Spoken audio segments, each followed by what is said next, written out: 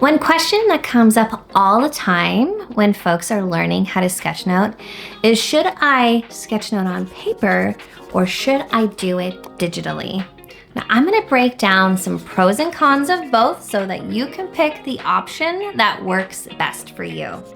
Okay, we are going to talk about the pros first. So we're going to talk about pros for paper. So the great thing about paper is the accessibility of it. You likely have some lying around and you don't need any fancy pens. If you want to make a trip to buy some fancy pens, that's up to you.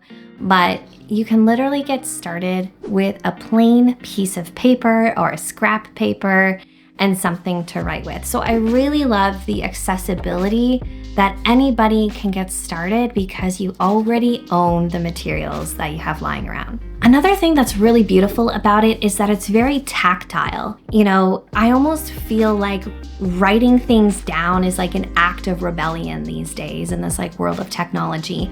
And there's just something so special about actually holding your own information in your own words created by your own hand.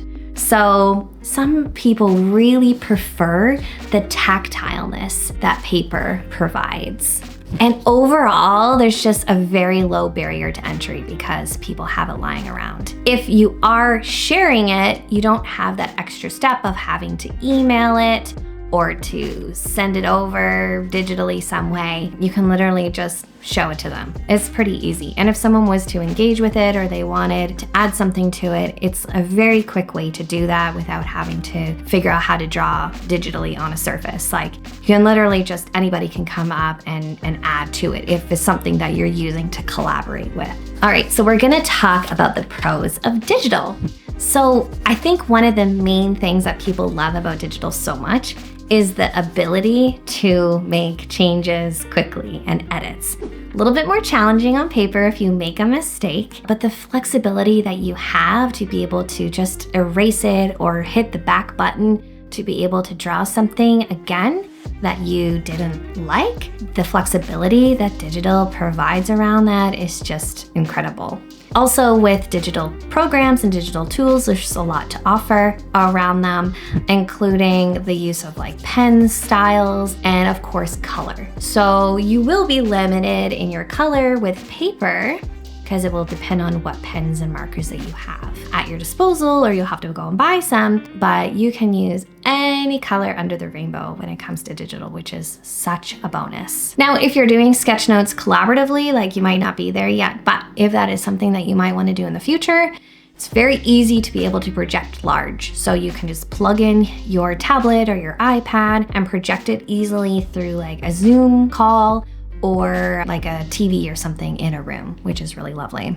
All right, we're gonna talk cons for both of them very quickly. It's good to talk about the pros, but we can talk about the cons so that you can make a good decision. So the inflexibility that paper has when it comes to making changes, that is a pro for digital, is a con for paper. So we don't have the ability to make a lot of changes. You are limited in your colors and your pens depending on what you have on hand. And it can be hard to store. They will deteriorate over time if they're not stored properly, or even if they are stored properly, they will kind of fade. If you wanted to hang it on a wall, it will fade with the sunlight. Just general storage, you have to carry around a bunch of sketchbooks and all the markers and things, which can be more annoying, whereas that's a bit of a pro for digital where you could just throw it in your backpack and go, and you just need your digital pen, you're good to go.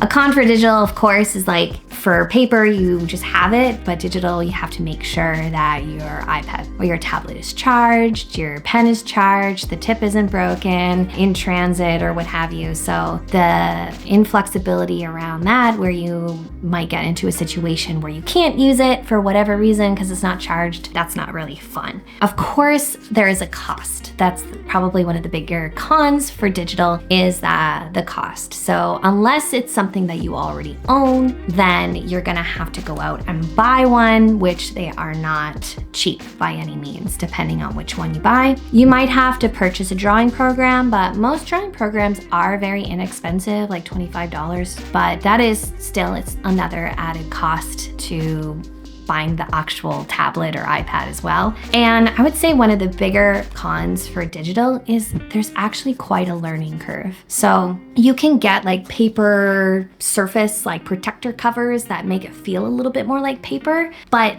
getting comfortable in drawing on like the slippery glass surface actually takes like quite a bit of getting used to. And I find that's one of the bigger reasons why people kind of give up on digital, is that they don't work through the learning curve of drawing on the glass and the slippery surface. So